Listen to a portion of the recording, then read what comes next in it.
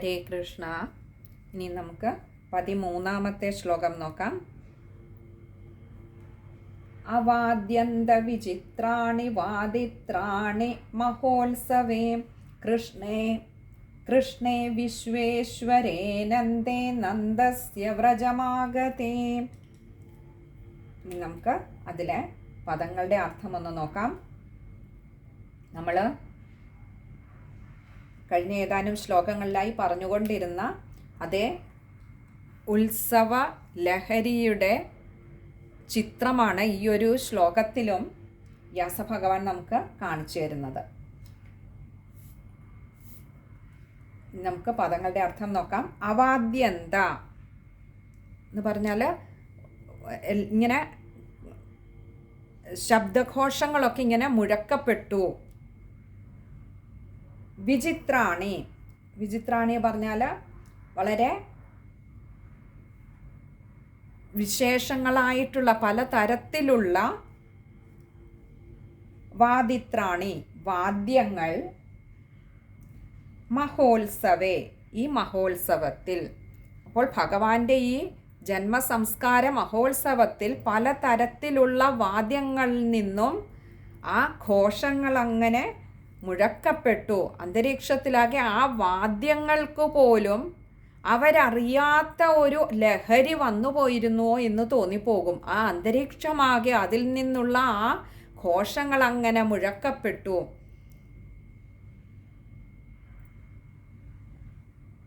അടുത്ത പറയുകയാണ് കൃഷ്ണേ, ആ ശ്രീകൃഷ്ണ ഭഗവാൻ വിശ്വേശ്വരേനന്ദേ, വിശ്വേശ്വരേ അനന്തേ, ഇങ്ങനെ രണ്ട് വാക്കുകൾ ചേരുന്നതാണ് വിശ്വേശ്വരേനന്തേ.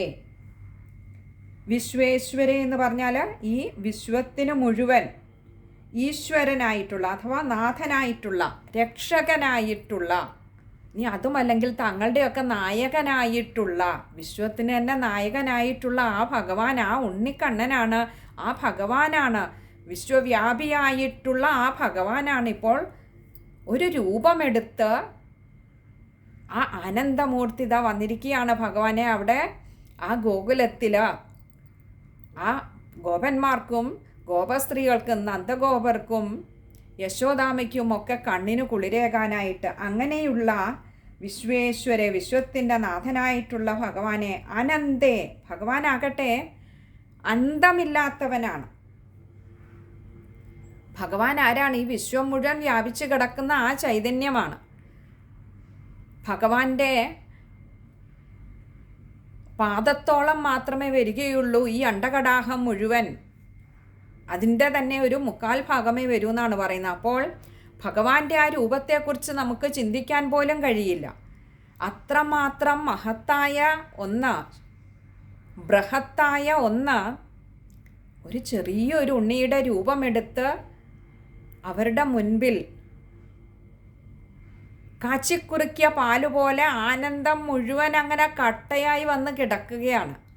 അതിൻ്റെ ആ ഒരു ആനന്ദലഹരി മുഴക്കപ്പെടുന്ന വാദ്യങ്ങളുടെ ഉള്ളിലും ലഹരി പടർത്തിയത് കൊണ്ടാവാം അന്തരീക്ഷം മുഴുവൻ അതിൻ്റെ ആ ഒരു വാദ്യഘോഷങ്ങൾ അങ്ങനെ തുള്ളിക്കളിക്കുകയായിരുന്നു.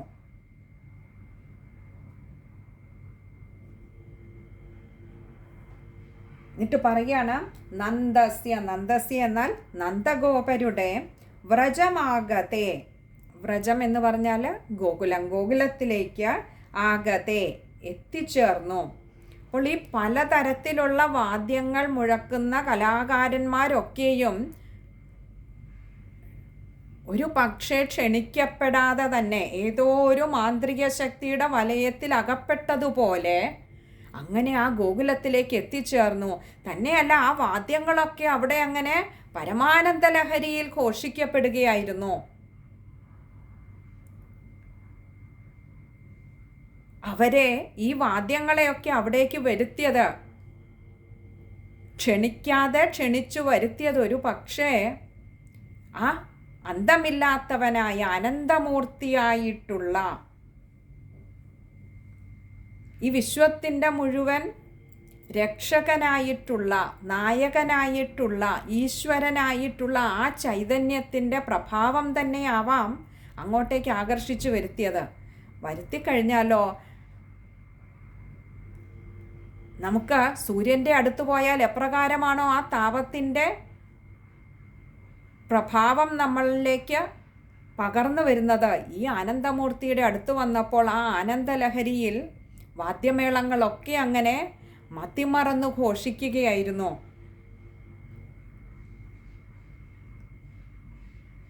പരിമിതിയില്ലാത്ത ഭഗവാന്റെ അടുത്ത് വന്ന വാദ്യഘോഷങ്ങളുടെ കരഘോഷങ്ങൾക്കും പരിമിതിയില്ലായിരുന്നു എന്നർത്ഥം.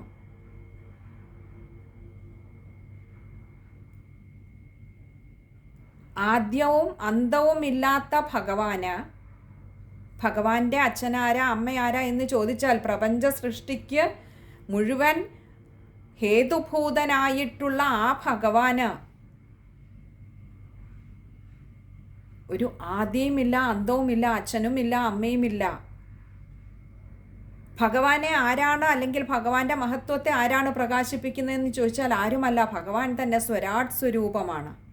അത് സ്വയം പ്രകാശിക്കുന്നതാണ്. അങ്ങനെയുള്ള ആ ഭഗവാന്റെ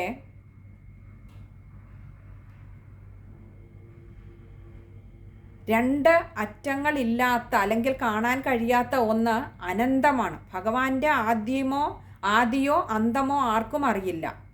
കാരണം ഈ ഭഗവാന്റെ ആദിയും അന്തവും കാണാൻ കഴിയണമെങ്കിൽ ഇതുപോലെ അതിനു മുൻപും അതിനു ശേഷവും നിലനിൽക്കുന്ന ഒന്ന് ഭൂമിയിലുണ്ടാവണം, സൃഷ്ടിക്കപ്പെട്ടിരിക്കണം. അങ്ങനെയൊന്നും ഇല്ലാത്തത് കൊണ്ട് തന്നെ, സൃഷ്ടിക്കപ്പെട്ട എല്ലാത്തിനും നാശമുള്ളത് കൊണ്ട് തന്നെ ഭഗവാന്റെ പരിമിതികൾ കാണാൻ ആർക്കും കഴിഞ്ഞിട്ടില്ല. അഥവാ ഈ പ്രപഞ്ചത്തിലെല്ലാം തന്നെയും സൃഷ്ടിക്കപ്പെട്ടവയാണ്, ഇവയ്ക്കൊക്കെ നാശമുണ്ട്. അതിൻ്റെ പരിമിതമായ ബുദ്ധിക്കുള്ളിൽ നിന്നുകൊണ്ട് പരിമിതിയില്ലാത്ത ഒന്നിൻ്റെ പരിമിതി അളക്കാൻ കഴിയില്ല എന്നതുകൊണ്ട് തന്നെ ആദ്യന്തരഹിതനായ ഭഗവാന്റെ മഹത്വത്തിനും ആദിയും അന്തവുമില്ല. അപ്പോൾ ആ മഹത്വത്തെ, ആ ഉണ്ണിക്ക്, അങ്ങനെയുള്ള ഒരു ഉണ്ണിക്ക് ജന്മസംസ്കാര കർമ്മങ്ങൾ നടക്കുമ്പോൾ അതിൽ ആ ഉണ്ണിയെക്കുറിച്ച് അല്ലെങ്കിൽ ഭഗവാനെ കീർത്തിക്കുന്ന വാദ്യഘോഷങ്ങൾ മുഴങ്ങുമ്പോൾ ആ ഘോഷങ്ങളിൽ നിന്നും വമിക്കുന്ന, ആ ഘോഷങ്ങൾ പുറപ്പെടുവിക്കുന്ന ആനന്ദലഹരിക്കും പരിമിതിയില്ലാതെ പോയി. അത്രമാത്രം ആ അന്തരീക്ഷത്തിലാകെ ആ വാദ്യങ്ങൾ അങ്ങനെ മുഴങ്ങി നിന്നു. എല്ലായിടത്തും ഒരു ഉത്സവലഹരി ഈ വാദ്യങ്ങൾ മുഴക്കുന്നവരോ വാദ്യങ്ങളോ അറിയാതെ അങ്ങനെ നിറഞ്ഞു നിന്നു. ആ ഒരു ആനന്ദം.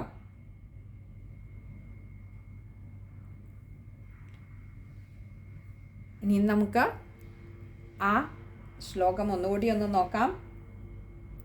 ഇവിടെയാണ് നമുക്ക് ഭഗവാന്റെ കയ്യിലിരിക്കുന്ന പൊന്നോടക്കുഴലിൻ്റെ മഹത്വവും നമ്മളിലേക്ക് എത്തുന്നത്. കാരണം ആ പൊന്നോടക്കുഴലിൻ്റെ ഉള്ളുപൊള്ളയായിട്ടുള്ള പൊന്നോടക്കുഴലിലൂടെ ഭഗവാൻ മീട്ടിയ ആ വേണുഗാനം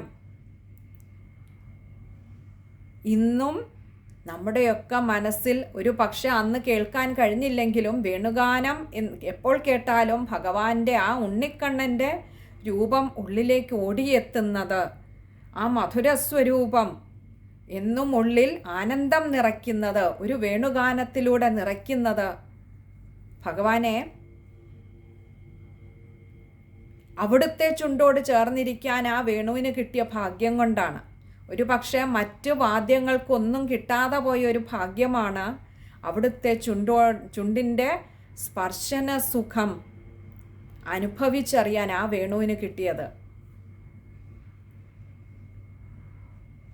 അപ്പോൾ ഉള്ളു പൊള്ളയാണെങ്കിൽ ഭഗവാനോട് ചേരാമെന്നിരിക്കെ അത് നമുക്ക് തന്ന ഒരു സന്ദേശമായിരുന്നു ആ വാദ്യം. നമ്മുടെയൊക്കെ ഉള്ളും പൊള്ളയാക്കി വെക്കാമെങ്കിൽ ഭഗവാൻ നമ്മളിലൂടെയും ആ മനോഹര ഗീതം മീട്ടുമെന്നുള്ളത്. ഈ പൊള്ളയാക്കലിന് വേണ്ടിയാണ്, നമ്മുടെയൊക്കെ ഉള്ളു പൊള്ളയാക്കാൻ വേണ്ടി തന്നെയാണ് നമ്മളെയൊക്കെ പലതരത്തിലുള്ള പരീക്ഷണങ്ങളിലൂടെ കടത്തിവിടുന്ന ഓരോ പരീക്ഷണങ്ങളും നമ്മളെ തേച്ചു മിനുക്കുന്നതാണ്, നമ്മളെ ശുദ്ധീകരിക്കുന്നതാണ്. അഗ്നിയിലൂടെ എത്ര വട്ടം കൂടുതൽ കടത്തിവിടുന്നുവോ അത്രമാത്രം സ്വർണം ശുദ്ധമാകുന്നത് പോലെ, അതിൻ്റെ ശോഭ കൂട്ടുന്നത് പോലെ ഈ ജീവിത പരീക്ഷണങ്ങളിലൂടെ കടന്നു പോകുമ്പോൾ നമ്മുടെ ഉള്ളിലെ മാലിന്യങ്ങളെ ഭഗവാൻ ഓരോരോ ഘട്ടങ്ങളായി ഇല്ലാതെ ആക്കിക്കൊണ്ടിരിക്കുകയാണ്. എന്തിന്? അങ്ങോട്ട് ചേർക്കാനായി, ആ ചുണ്ടോട് ചേർക്കാൻ, നമ്മളിൽ നിന്നും മധുരനാദങ്ങൾ പുറത്തേക്കൊഴുക്കാൻ. ഭഗവാനും വെമ്പൽ കൊള്ളുകയാണ് തൻ്റെ ഭക്തനെ തന്നോടൊന്ന് ചേർത്ത് പിടിക്കാൻ, കുചേലനെ പോലെ, ഭക്ത പ്രഹ്ലാദനെ പോലെ, ധ്രുവനെ പോലെ നമ്മുടെയൊക്കെ കവളിൽ ഒന്ന് തഴുകാൻ ഭഗവാനും വെമ്പൽ കൊള്ളുന്നുണ്ട്. പക്ഷേ നമ്മുടെ ഉള്ളിൽ നമ്മളാ മുൻപിൽ തീർത്തു വച്ചിരിക്കുന്ന നമ്മുടെയൊക്കെ അഖങ്ങളുടെ കൂട്ടം, പാപങ്ങളുടെ കൂട്ടം, അല്ലെങ്കിൽ നമ്മുടെ ഉള്ളിലുള്ള ഈ ഒരു ദോഷങ്ങളുടെ, കാമക്രോധാദി ദോഷങ്ങളുടെ വേലി തീർത്ത് നമ്മളങ്ങനെ ഭഗവാനെ നമ്മളിൽ നിന്നും, അല്ലെങ്കിൽ നമ്മൾ ഭഗവാനിൽ നിന്നും ദൂരേക്ക് പോവുകയാണ്. ആ വേലിക്കെട്ടുകളാണ് ഇല്ലാതെയാക്കേണ്ടത്. ഇതൊക്കെ മായയുടെ പ്രഭാവമാകാം, പക്ഷെ അതിനെ നമ്മൾ തന്നെ മായാഭഗവതിയോട് അപേക്ഷിക്കുക. അല്ലയോ ഭഗവതി, ആ ഒരു ചൂളയിൽ, മായയുടെ ചൂളയിൽപ്പെടുത്തി നമ്മളെ അങ്ങനെ വട്ടം കറക്കല്ലേ, ഭഗവാനിലേക്ക് എത്തിക്കണേ, മായാഭഗവതി അതിനെ അനുഗ്രഹിക്കണമേ എന്ന് പ്രാർത്ഥിക്കുക. എങ്കിലേ ആ പാതാരവിന്ദങ്ങളിലേക്ക് നമുക്ക് എത്തിച്ചേരാൻ കഴിയൂ. അങ്ങനെ പ്രാർത്ഥിച്ച് പ്രാർത്ഥിച്ച് നമ്മുടെ ഈ നമ്മുടെ ഉള്ളിലെ ദോഷവശങ്ങളെ തിരിച്ചറിഞ്ഞ് അതിൽ നിന്നും മുക്തി നേടാൻ അനുനിമിഷം നമ്മൾ പ്രാർത്ഥിക്കുമ്പോൾ നമ്മൾ പോലും അറിയാതെ നമ്മളിൽ നിന്ന് ഇത് വിട്ടുപോയിക്കൊണ്ടേയിരിക്കും. കാരണം ലക്ഷ്യം ഭഗവത് പാദങ്ങളിലേക്ക് എത്തിച്ചേരുക. ആ സ്മരണയിൽ മനസ്സിനെ സദാ പിടിച്ചു നിർത്തണമെങ്കിൽ അതിൽ നിന്ന് നമ്മളെ പിന്തിരിപ്പിക്കുന്ന, അല്ലെങ്കിൽ പിറകോട്ടേക്ക് വലിക്കുന്ന ഈ ഘടകങ്ങൾ നമ്മൾ തിരിച്ചറിയുകയും അതിനെ നമുക്കൊന്ന് നിയന്ത്രിക്കാൻ കഴിയുകയും വേണ്ടതുണ്ട്. അതിനു വേണ്ടിയിട്ടാണ് മായാഭഗവതിയോടുള്ള ഈ പ്രാർത്ഥന. അങ്ങനെ മായാഭഗവതിയുടെ അനുഗ്രഹമുണ്ടായാൽ, ആ മായാഭഗവതിയുടെ അനുഗ്രഹം കൊണ്ടാണ് യശോദാമ്മയ്ക്കും നന്ദഗോപർക്കും ഈ ഉണ്ണിക്കണ്ണനെ ലഭിച്ചതുപോലും. മായാഭഗവതി ഒന്ന് കനിഞ്ഞു, ഞാൻ അങ്ങോട്ട് മാറിത്തരുമ്പോൾ അവിടെ ഭഗവാന്റെ പാതാരവിന്ദങ്ങൾ പ്രത്യക്ഷമാകും, ഭഗവാൻ തന്നെ പ്രത്യക്ഷമാകും, നിങ്ങൾക്കൊക്കെ ആനന്ദലഹരി പകരാനെന്ന്. നമുക്കും മായാഭഗവതിയോട് ഈ ഒരു പ്രാർത്ഥനയോട് കൂടി തന്നെ ആ ഭഗവാനെ നമുക്കുമൊക്കെ കാണാൻ കഴിയണമേ എന്ന് പ്രാർത്ഥിച്ചുകൊണ്ട് നമുക്കും ആ പാതാരവിന്ദങ്ങളെ നമിക്കാം. മായാഭഗവതിയുടെയും ആ ഉണ്ണിക്കണ്ണൻ്റെയും പാദങ്ങളിൽ നമസ്കരിക്കാം നമുക്ക്. ഇനി നമുക്ക് ആ ശ്ലോകം ഒന്നുകൂടി നോക്കാം. അവാദ്യന്തവിചിത്രാണി വാദിത്രാണി മഹോത്സവേ കൃഷ്ണേ വിശ്വേശ്വരേ നന്ദേ നന്ദസ്യ വ്രജമാഗതേ. ഇനിയും ആ ശ്ലോകം വായിക്കുമ്പോൾ ശ്രദ്ധിക്കേണ്ട കാര്യങ്ങൾ: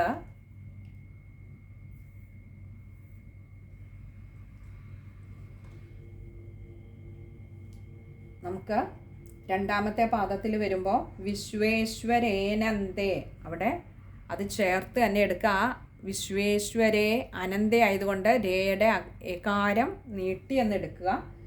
പിന്നെ അടുത്തത് വ്രജം ആഗതേ, അവിടെ വ്രജം ആഗതയാണ്. അപ്പോൾ മായുടെ ആകാരം ഒന്ന് എടുത്തു പറയുക. ഇത് ഇത്രയും കാര്യങ്ങളാണ്. പൊതുവെ ബാക്കിയൊക്കെ എളുപ്പമുള്ള പദങ്ങളാണ്. ഹരേ കൃഷ്ണ.